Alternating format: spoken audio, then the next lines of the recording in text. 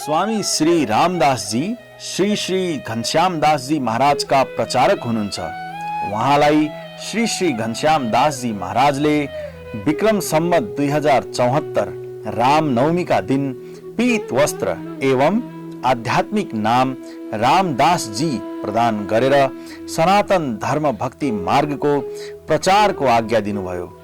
श्री गुरुदेवको आज्ञालाई शिरोधार्य गर्दै श्री रामदास जीले सनातन धर्म भक्ति मार्गको प्रचार सेवा गरिरहनु भएको छ।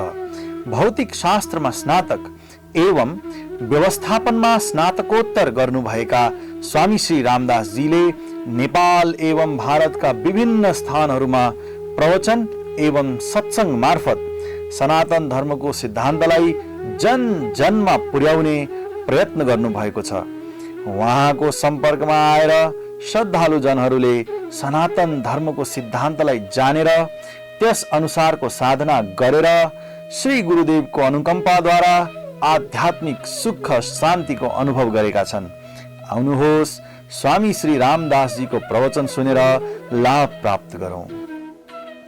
वेद शास्त्रको अध्ययन गरेर भगवानलाई जान्न सकिन्छ कि सकिँदैन, जान्नको लागि सनातन धर्म प्रवचन श्रृङ्खला भाग 27 हेर्नुहोस्। राधे राधे। सनातन धर्म प्रवचन श्रृङ्खलाको क्रममा अहिलेसम्म हामीले यही बुझ्यौँ कि हामी सबै आनन्द चाहन्छौँ, सुख चाहन्छौँ। विश्वमा कुनै पनि यस्तो जीव छैन जसले सुखलाई छोडेर दुःखलाई चाहोस्। यो आनन्द चाहनु हामी सबैको स्वाभाविक धर्म हो, अपरिवर्तनशील धर्म हो। कसैले आनन्दलाई छोडेर अरू केही पनि चाहन सक्दैन। त्यसैले यो आनन्द चाहनु नै जीव मात्रको सनातन धर्म हो र सनातन धर्मले यो आनन्द कसरी पाउन सकिन्छ त्यसैको बारेमा हामीलाई सिकाउँछ। हामी कस्तो आनन्द चाहन्छौँ? अनन्त मात्राको चाहन्छौँ। कसैले पनि सीमित मात्राको सुख चाहदैन र त्यो आनन्द अनन्त मात्राको बढ्दै जाओस् यो पनि चाहन्छौँ। साथमा सधैँ रहिरहोस् यो हामी सबै चाहन्छौँ। एउटा पनि अपवाद भेटिँदैन। तर अहिलेसम्म हामीले सीमित मात्राको घट्दै जाने खालको र समाप्त हुने खालको आनन्द नै प्राप्त गर्यौँ। त्यसैले वास्तविक आनन्द अर्थात् अनन्त मात्राको आनन्द कहाँ छ त? जुन आनन्दको निम्ति हामीले अनादिकालदेखि निरन्तर परिश्रम गरिरहेका छौँ, त्यही आनन्दकै निम्ति अनेक चीज चाहन्छौँ, त्यो वास्तविक अनन्त शाश्वत दिव्य आनन्द कहाँ छ त? वेद शास्त्रले बतायो संसारमा त्यो सुख छैन, किनकि संसारको सुखको त हामीले अनुभव गरिसक्यौँ। संसारी सुखमा त्यो लक्षण छैन। फेरि कहाँ छ त त्यो वास्तविक आनन्द? भगवानमा छ, किनकि वेदले बतायो भगवान नै आनन्द हुनुहुन्छ। त्यसैले भगवानलाई पाएर नै हामी सुखी हुन सक्छौँ, अरू कुनै उपाय छैन। भगवानलाई कसरी प्राप्त गर्ने? भगवान हामी भित्र हुनुहुन्छ, बाहिर हुनुहुन्छ, सर्वत्र हुनुहुन्छ, हामीसँग पहिल्यैदेखि हुनुहुन्छ। यदि नभएको भए पाउनु पर्थ्यो, तर पहिल्यैदेखि भएको हुनाले पाउनु पर्दैन, केवल जाने पुग्छ। भगवानलाई जान्न साथ भगवान प्राप्त हुनुहुन्छ। त्यसैले भगवानलाई जान्नु छ। कसरी जान्ने त भगवानलाई? हामीले यसको बारेमा पनि चर्चा गर्यौँ। भगवानलाई कसरी जान्न सकिन्छ? त्यसको निम्ति सबैभन्दा पहिले यही बताइयो कि केवल मनुष्य शरीरमा नै हामी भगवानलाई जान्न सक्छौँ। त्यसैले यो मानव देह देवताहरूको निम्ति पनि दुर्लभ हो। यो यस्तो अवसर हो मानव देह, जुन अवसरमा यदि हामीले चाह्यौँ भने हामी भगवानलाई प्राप्त गर्न सक्छौँ र सदाको निम्ति सुखी हुन सक्छौँ। र यदि यो अवसर गुमायौँ भने फेरि 84 लाख योनिमा जन्मने मर्ने यही चक्करमा घुमिरहन्छौँ। त्यसैले यो अवसरको सदुपयोग गर्नु छ। यो मानव देह कुनै पनि बेला हामीबाट खोसिन सक्छ अथवा तुरुन्तै भगवानलाई जान्नको निम्ति प्रयत्न गर्नुपर्छ। र जुन भगवानलाई जान्नु पर्ने हो त्यो भगवानको परिभाषा पनि बताइयो, अनेक परिभाषाहरू बताइयो। र ती परिभाषाहरू अनुसार श्री कृष्ण नै भगवान हुनुहुन्छ, परब्रह्म हुनुहुन्छ, पूर्णतम पुरुषोत्तम भगवान हुनुहुन्छ। हामीले यो सिद्ध गर्यौं वेद शास्त्रद्वारा। अतः भगवानलाई जान्नु छ मतलब श्री कृष्णलाई जान्नु छ, भगवानलाई प्राप्त गर्नु छ मतलब श्री कृष्णलाई प्राप्त गर्नु छ। र श्री कृष्ण भन्नाले श्री कृष्ण र उहाँका अनन्त अभिन्न स्वरूपहरू सबलाई जनाउँछ। कसैले श्री कृष्ण अर्कै, शङ्करजी अर्कै, दुर्गाजी अर्कै, गणेशजी अर्कै, सूर्यजी अर्कै, यो सोच्नु छैन। भगवानका अनन्त अभिन्न स्वरूपहरू छन्, त्यसैले त्यो भगवानलाई जान्नु छ। कसरी जान्ने त? हामीले 3वटा उपाय हुन सक्छन् भनेर तर्कद्वारा अनुमान लगायौं। पहिलो उपाय थियो व्यक्तिहरूलाई सोधेर। तर 3 प्रकारका व्यक्तिहरूको बारेमा चर्चा गरियो नि। एउटा ती हुन् जसले समुद्रलाई देखेकै छैनन्, उनीहरूलाई सोधेर हामी समुद्रको वास्तविक गहिराई कसरी जान्न सक्छौं। दोस्रा ती हुन् जसले त्यो अनन्त गहिराई भएको समुद्रलाई नाप्न प्रयत्न गरे, जान्न प्रयत्न गरे गहिराई कति छ भनेर। तर उनीहरूले जुन प्रयत्न गरेका थिए वास्तवमा उनीहरूले समुद्रको अनन्त गहिराई जानेनन्, त्यो बताएनन्। के बताए? उनीहरूले आफूले जे जान्न सक्छन्, आफ्नो जे क्षमता हो, उनीहरूको साधन, उनीहरूको यन्त्रको जे क्षमता हो त्यही क्षमता बताइदिए। उनीहरूबाट पनि हामी भगवानलाई जान्न सक्दैनौँ। र तेस्रा ती हुन् जसलाई अनन्त समुद्रको गहिराई थाहा छ, अर्थात् भगवानलाई जानेका छन्, महापुरुष, भगवत प्राप्त सन्त। तर उनीहरूको प्रवचन सुनेर पनि हामी भगवानलाई जान्न सक्दैनौँ। यस प्रकारले यो उपाय जुन व्यक्तिहरू सोच्दछन् नि, ठिक छ गुरुजीले बताउनु भयो भगवानलाई जान्नु पर्ने रहेछ, भगवानलाई जानेर नै भगवानलाई प्राप्त गर्न सकिने रहेछ, भगवानलाई प्राप्त गरेर नै अनन्त आनन्द सदाको लागि मिल्ने रहेछ, त्यसैले भगवानलाई कसरी जान्ने त भन्दा अब हामी के गर्न सुरु गर्छौं? व्यक्तिहरूलाई सोधेर, टिभीमा प्रवचन हेरेर कसरी हुन्छ। तर यो उपायद्वारा हामी भगवानलाई जान्न सक्दैनौँ। यसको सिद्ध गरियो। यसलाई यो गलत उपाय हो। भगवानलाई जान्नको निम्ति गलत उपाय हो व्यक्तिहरूलाई सोध्दै हिँड्नु, किनकि त्यो त उनीहरूले आफ्नो एउटा अनुभव बताइदिन्छन्। त्यसैले त्यसबाट हामी भगवानलाई जान्न सक्दैनौँ। अब अर्को उपाय जुन तर्कद्वारा हामीले निष्कर्षमा पुगेका थियौँ कि वेद शास्त्र पढेर भगवानलाई जान्न सकिन्छ होला। र कुरा ठिकै पनि हो, किनकि शास्त्रको प्रयोजन नै भगवानलाई जान्नु हो। शास्त्र प्रयोजनम तत्त्वदर्शनम चाणक्य सूत्रमा बताइएको छ। शास्त्रको प्रयोजन, उद्देश्य नै भगवानलाई जान्नु हो। त्यसैले भगवानलाई सायद वेद शास्त्र पढेर जान्न सकिन्छ होला, किनकि वेदले नै बताएको छ नावेद विन मनुते तम बृहन्तम, सात्यायनी उपनिषदको 4औं मन्त्र। अर्थात् वेदद्वारा नै भगवानलाई जान्न सकिन्छ। जसले वेद जान्दैन उसले भगवानलाई जान्न सक्दैन। त्यसैले सायद वेद शास्त्र पढेर भगवानलाई जान्न सकिन्छ होला। आउनुहोस् यसको बारेमा अब हामी चर्चा गरौँ। प्रश्न के हो? के वेद शास्त्र पढेर हामी भगवानलाई जान्न सक्छौँ? यो प्रश्न आयो, किनकि व्यक्तिहरूलाई सोधेर जान्न सकिँदैन। यसको त हामीले चर्चा गरिसक्यौँ र निर्णयमा पनि पुगिसक्यौँ। अब यो दोस्रो उपायको बारेमा के छ त, यसको बारेमा बुझौँ। हेर्नुहोस्, वेद शास्त्र पढेर भगवानलाई जान्न सकिँदैन। किन? कारण बुझ्नुहोस्। पहिलो कारण हो वेद शास्त्र अनन्त छन्। अन्य धर्ममा एउटा ग्रन्थ होला, दुईटा ग्रन्थ होलान्, केही 2-4 वटा होलान्, एउटा पुस्तक छ, त्यो पुस्तक पढ्यो भने सकियो। तर हाम्रोमा त शास्त्रहरूको अपार भण्डार छ। यहाँहरूले सुन्नुभयो होला, वेद, वास्तवमा वेद अनन्त छ। अनन्त पारम गम्भीरम दुर्विगायम समुद्रवत, भागवत 11:21-36। अर्थात् वेद शास्त्र अनन्त छन्। ती अनन्त वेद शास्त्रहरूमध्ये केही श्लोक निकालेर वेदव्यासजीले 4 भागमा विभक्त गरिदिनु भयो। 4 वेद, त्यसै गरी 4 उपवेद। अनन्त पुराणहरूमध्ये, किनकि सृष्टि अनन्त भइसके त्यसैले इतिहास अनन्त छ, तर त्यसमध्ये केही केही छानेर वेदव्यासजीले 18वटा पुराण बनाइदिनु भयो, 18वटा उपपुराण बनाइदिनु भयो, महाभारत लेखिदिनु भयो, रामायण पनि लेखिदिनु भयो। त्यसबाहेक हाम्रो धर्ममा 6वटा दर्शन छन्, मीमांसा, सांख्य, न्याय, पातञ्जल, वैशेषिक, वेदान्त इत्यादि दर्शनहरू छन्। एक एकवटा दर्शनमा पारङ्गत हुन 12 वर्ष 15 वर्ष लाग्छ। जीवनभरि अध्ययन गरेर पनि व्यक्तिले पार पाउन सक्दैनन् एउटै दर्शन। यस्ता 6वटा दर्शन छन्। त्यसबाहेक 6वटा वेदाङ्गहरू छन्, शिक्षा, निरुक्त, ज्योतिष, छन्द, व्याकरण इत्यादि। त्यसबाहेक 200 भन्दा बढी त स्मृतिहरू छन्, मनुस्मृति जस्तै। त्यसबाहेक अनेक सन्तहरूले लेख्नुभएका अनेक ग्रन्थहरू छन्। यी सबै पढेर कसले पार पाउन सक्छ अनि को निष्कर्षमा पुग्न सक्छ?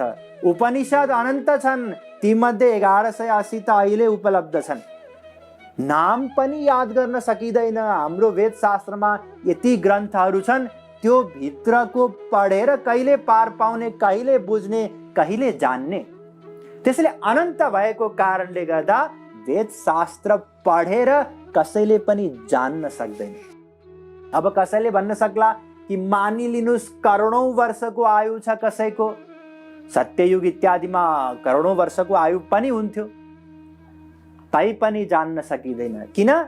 किनकि अर्को एउटा कारण सुन्नुहोस्। अब अर्को कारण हो वेदशास्त्रलाई जान्न नसकिने कि वेदशास्त्रमा विरोधी मतहरू छन्।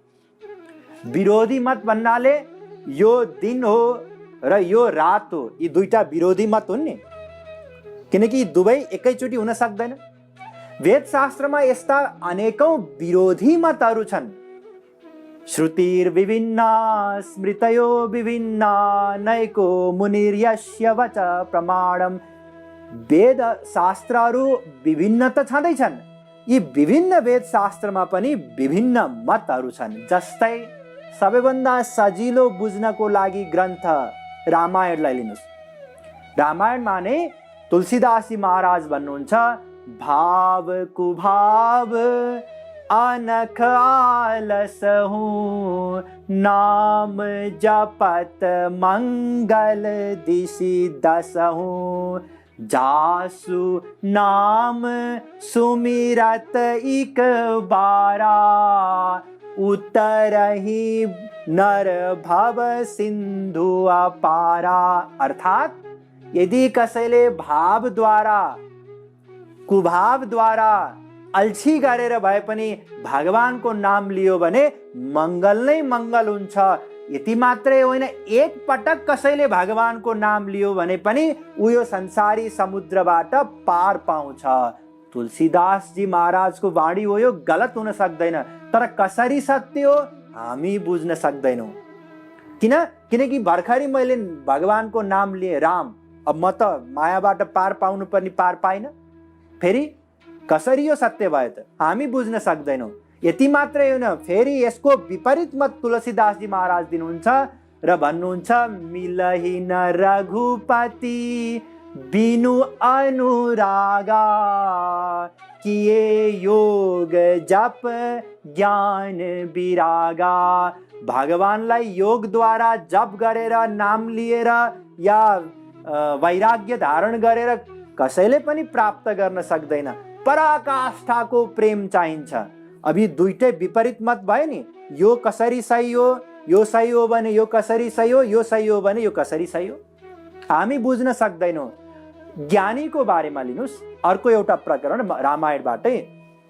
ज्ञानीको निम्ति तुलसीदासजी महाराज भन्नुहुन्छ, ज्ञानी प्रभु ही विशेष प्यारा। अर्थात ज्ञानी भगवानको निम्ति विशेष प्रिय छन्। त्यसपछि के भन्नुहुन्छ, दोस्रो मत, ज्ञानी ही भगति ही नहीं कछु वेदा। ज्ञानी र भक्तमा खास भेद छैन, दोस्रो मत। तेस्रो मत, भक्तिहीन मोही प्रिय नहीं सो। भक्ति बिना ज्ञानी मलाई प्रिय छैन। हेर्नुहोस्, तीनटा अलग अलग मत आइसक्यो। अब चौथो मत सुन्नुहोस्, ते जड़ काम धेनु गृह त्यागी, खोजत आकु फिरै पै लागी। अर्थात् ती ज्ञानी जड हुन्। यतिले मात्रै तुलसीदासजी महाराज चुप हुनु भएन र भन्नुभयो, ते 60 महासिन्धु बिनु तरनी, पौरी पार चाही जड करनी। अर्थात् ज्ञानीका निम्ति 5वटा अलग अलग उहाँले स्टेटमेन्ट दिनुभयो। पहिला त भन्नुभयो ज्ञानी रामको निम्ति विशेष प्रिय छन्, फेरि भन्नुभयो ज्ञानी र भक्ति समान छन्, फेरि भन्नुभयो भक्ति बिना ज्ञानी प्रिय छैनन्, त्यसपछि भन्नुभयो ती ज्ञानी जड हुन्। जड भन्नाले चेतना पनि छैन उनीहरुमा।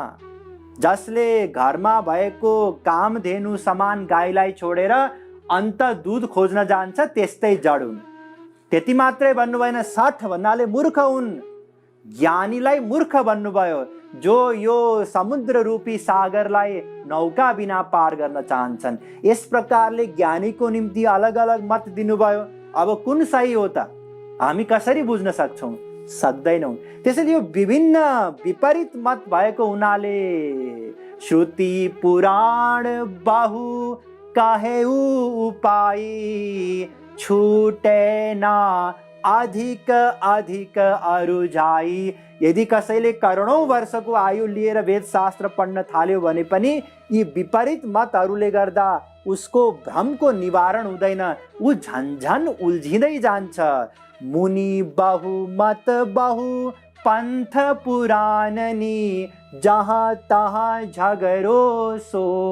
तुलसीदासजी महाराज भन्नुहुन्छ विनय पत्रिकामा कि अनेक मुनिहरू छन्, उनीहरूका अनेक मतहरू छन्, पुराणहरूमा पनि विभिन्न प्रकारका विरोधी कुराहरू छन्, जहाँ तहीँ झगडै झगडा छ। फेरि कसरी जान्न सकिन्छ? र यदि कसैसँग करोडौं वर्षको आयु भयो र यी शास्त्रहरू पढ्यो भने उल्झिँदै जाने मात्रै होइन, ऊ गलत निर्णयमा पुग्छ। कसरी? किनकि वेद शास्त्रमा परोक्षवाद छ। परोक्षवाद भन्नाले परोक्षवादो वेदोयम, भागवत वेदमा परोक्षवाद छ। वेदव्यासजी महाराज पनि भन्नुहुन्छ परोक्षवाद भन्नाले शब्दको अर्थ अर्कै छ र त्यसको भावार्थ अर्कै छ। जस्तै मानिलिनुस् इन्द्र शब्द। इन्द्र शब्द भन्नाले स्वर्गका राजा उसलाई जनाउँछ। स्वर्गका राजा, देवताहरूका पनि राजा, जसको आयु 1 मनवन्तरको हुन्छ। त्यो 1 मनवन्तरसम्म इन्द्रको आसनमा बसेर भोग गरेर भोग जब समाप्त हुन्छ त्यसपछि हीन योनिहरूमा भट्किनु पर्छ। यो तत्त्वलाई इन्द्र भनिन्छ। तर वेदमा इन्द्र शब्द भगवानको निम्ति आएको छ। सत शब्द भगवानको निम्ति आएको छ। सतको विपरीत हो असत शब्द। यो असत शब्द पनि भगवानको निम्ति आएको छ। आकाश शब्द, आकाश त हामीलाई थाहा छ पञ्चमहाभूतमा पृथ्वी, जल, तेज, वायु, आकाश, यो 5 महाभूत मध्ये एउटा पर्छ, जसमा केवल शब्द गुण हुन्छ। तर यो आकाश शब्द पनि भगवानको निम्ति आएको छ। अब हामी वेद शास्त्र पढेर यो इन्द्र शब्द भगवानको निम्ति हो या स्वर्गको राजाको निम्ति हो, यो सत शब्द के को निम्ति हो, आकाश शब्द के को निम्ति हो, असत शब्द के को निम्ति हो, कसरी बुझ्न सक्छौं? सक्दैनौं। त्यसैले स्वयं भगवान भन्दै हुनुहुन्छ वेदैश्च सर्वैरहमेव वेद्यो। गीता 15:15 कि केवल म नै वेदलाई जान्दछु, भगवान श्री कृष्ण भन्नुहुन्छ। अरु कसैले पनि वास्तविक अर्थ जान्दैनन्। र वास्तविक अर्थ नजान्नाले हेर्नुस् परोक्षवादलाई अझ यसरी बुझ्नुस्। मानिलिनुस् मैले एउटा वाक्य लेखेँ, म कलमको पूजा गर्छु। अब कलम शब्दको अर्थ के हो?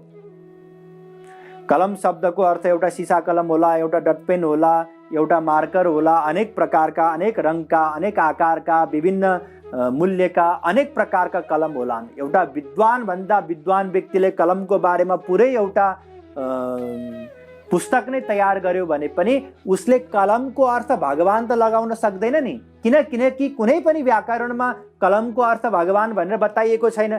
तर मैले कलमको अर्थ भगवान लाग्ने गरी लेखेको रहेछु भने यसलाई भनिन्छ परोक्षवाद। शब्दको अर्थ अर्कै र वास्तविक अर्थ अर्कै, र यो अर्थ त केवल म जान्दछु, म बुझ्दछु, किनकि मैले लेखेको। त्यसैले वेद शास्त्रमा पनि परोक्षवाद भएको हुनाले शब्दको अर्थ अर्कै र त्यसको वास्तविक अर्थ अर्कै लाग्ने हुनाले कसैले पनि पढेर बुझ्न सक्दैन। त्यसैले गर्दा कहाँ पुग्छ? गलत निष्कर्षमा पुग्छ। र यो गलत निष्कर्षमा पुग्नको लागि अर्को पनि कारण छ। त्यो कारण के हो? यो वेद शास्त्र भगवत स्वरूप हुन्।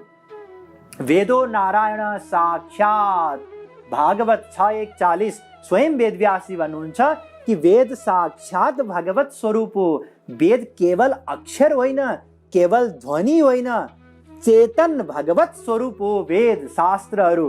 त्यसैले हामी हाम्रो माइक इन्द्रिय मन बुद्धिद्वारा दिव्य वेदको अर्थ ग्रहण गर्न सक्दैनौँ।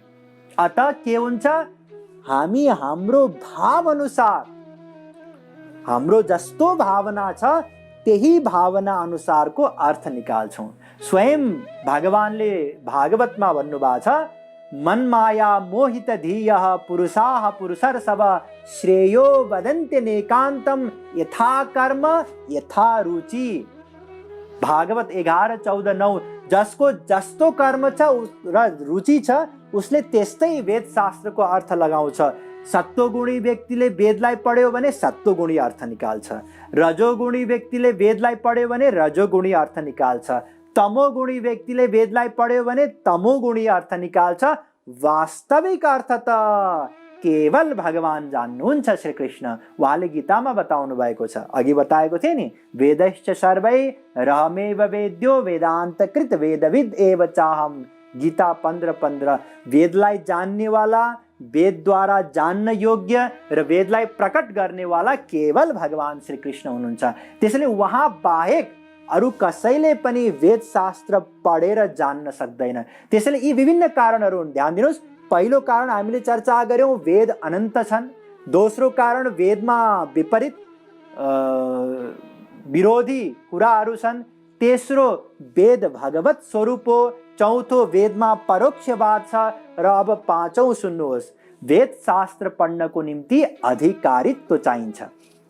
अधिकारित्व भन्नाले जस्तै संसारमा पनि यदि कसैले ब्याचलर गर्नु छ भने शर्तहरू हुन्छन् त्यहाँ, कमसेकम उसले +2 क्लियर गरेको हुनु पर्यो। यदि +2 नै क्लियर गरेको छैन भने ऊ ब्याचलरमा पढ्न सक्दैन। त्यसै गरी वेद शास्त्र पढ्नको निम्ति पनि शर्तहरू छन्। सबैभन्दा सरल ग्रन्थ रामायण पढ्नको निम्ति पनि तुलसीदासजी महाराजले 3वटा शर्त लगाइदिनु भयो। 3वटा शर्त के हुन्? जे श्रद्धा संबल रहित नहीं संतन को साथ, तीन कहाँ मानस अगम अति जिनहि न प्रिय रघुनाथ। 3वटा शर्त। पहिलो शर्त हो श्रद्धा, दोस्रो वास्तविक गुरु को साथ, तेस्रो भगवान राम यति प्रिय लागोस् कि काम ही नारी प्यारी जिमी लोभ ही प्रिय जिमी दाम। जति प्रिय एउटा कामी पुरुषलाई सुन्दर स्त्री लाग्छ, जति प्रिय एउटा असाध्यै लोभी व्यक्तिलाई धन लाग्छ, त्यति नै प्रिय भगवान राम लाग्नुहोस्। यो शर्त के हामीमा त्यो प्रेम छ र भगवान राम प्रति? छैन। अहिले त तरकारीमा नुनबाट जति सुख मिल्छ त्यति सुख पनि त्यो तरकारीमा भएको भगवान रामबाट मिल्दैन। यो अवस्था छ हाम्रो। त्यसैगरी वास्तविक गुरु चाहियो।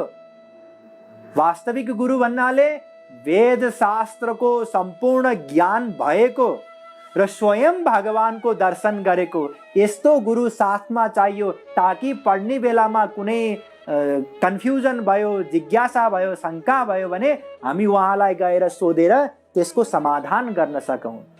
र सबैभन्दा इम्पोर्टेन्ट श्रद्धा। श्रद्धा भन्नाले गुरु वेदान्त वाक्येषु दृढो विश्वास। श्रद्धा गुरुको वाणीमा र वेद शास्त्रको वाणीमा पूर्ण विश्वास होस्, यसलाई श्रद्धा भनिन्छ। श्रद्धा शब्दे कहे विश्वास, सुदृढ निश्चय चैतन्य चरितामृत। अर्थात् पूर्ण विश्वास होस्। यस्तो विश्वास कि रत्नाकरलाई नारदजीले आज्ञा दिनुभयो, मरा मरा भन्दै जानु जबसम्म म फर्केर आउँदिन। उहाँले भन्नुभयो, हस् गुरुजी। प्रश्न गर्नु भएन, गुरुजी हजुर कहिले फर्केर आउनुहुन्छ, या यो मरा भनेको के हो, म कहिलेसम्म मरा भनौँ, प्रश्न नै गर्नु भएन।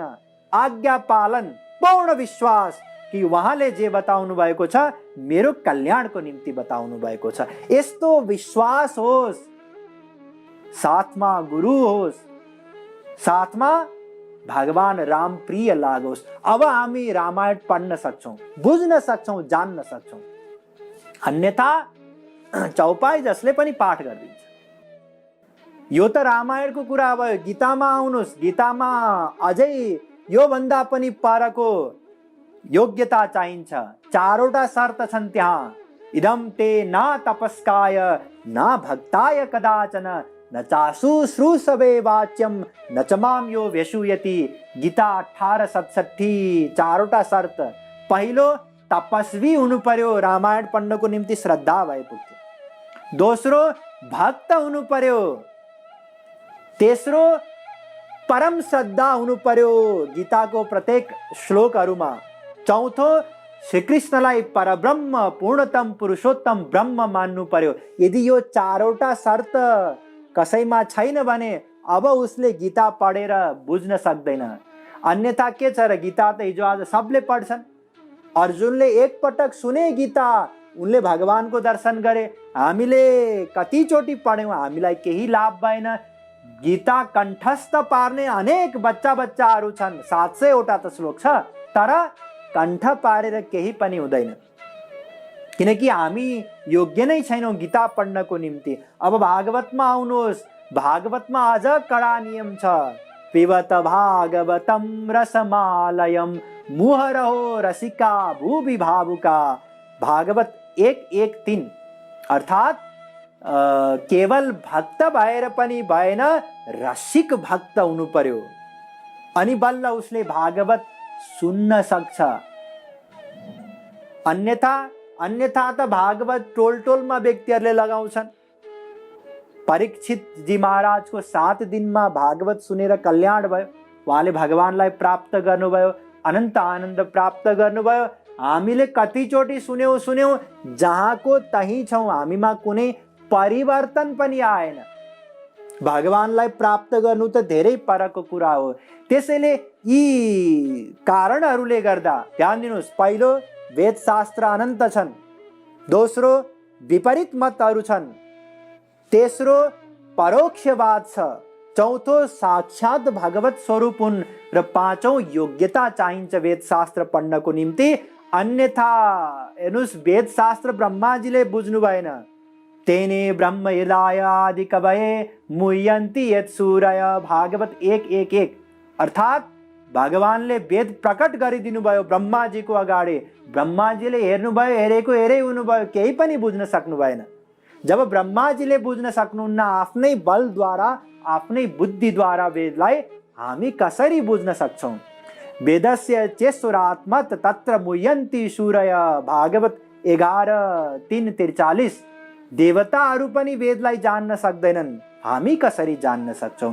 त्यसैले जसले यो सोच्दछन् कि वेद शास्त्र पढेर भगवानलाई जान्न सकिन्छ होला, अब यो निष्कर्षमा पुग्नुहोस् कि वेद शास्त्र पढेर भगवानलाई जान्न सकिँदैन। यो किनकि वेदले नै बताएको छ, यी विभिन्न कारणहरू बताइएको छ। अतः यो पनि गलत उपाय हो भगवानलाई जान्नको निम्ति। यस प्रकारले हामीले 2टा गलत उपाय भगवानलाई जान्नको निम्ति चर्चा गरिसक्यौँ। के गलत उपाय? पहिलो गलत उपाय यो हो कि व्यक्तिहरूलाई सोधेर भगवानलाई जान्न प्रयत्न गर्नु। र दोस्रो गलत उपाय यो वेद शास्त्र पढेर भगवानलाई जान्ने प्रयत्न गर्नु। अब तेस्रो एउटा उपाय बच्यो हामीसँग, किनकि हामीले 3वटा उपाय हुन सक्छ भन्ने निष्कर्षमा पुगेका थियौँ नि तर्कद्वारा। व्यक्तिहरूलाई सोधेर सायद भगवानलाई जान्न सकिन्छ, पहिलो उपाय। वेद शास्त्र पढेर सायद भगवानलाई जान्न सकिन्छ, दोस्रो उपाय। र भगवानको अवतार कालमा यदि हामी पनि भयौँ भने त्यति बेला भगवानलाई जान्न सकिन्छ, यो तेस्रो उपाय। दुईटा उपाय त गलत सिद्ध भइसके, यी भगवानलाई जान्ने गलत उपाय हुन्। तर भगवानको अवतार कालमा यदि हामी रह्यौँ केही गरी र त्यति बेला भगवानको दर्शन आदि मिल्यो भने के थाहा त्यति बेला पो हामी भगवानलाई जान्न सक्छौँ कि यो उपाय अब बच्यो, यो उपायको बारेमा हामी चर्चा गर्दै एउटा निष्कर्षमा पुग्नु छ, पुगिनेछ, तर आज होइन अर्को पटक। जय श्री राधे। भगवान श्री पशुपतिनाथ की जय। जय भोले, जय भोले, पशुपतिनाथ शिवम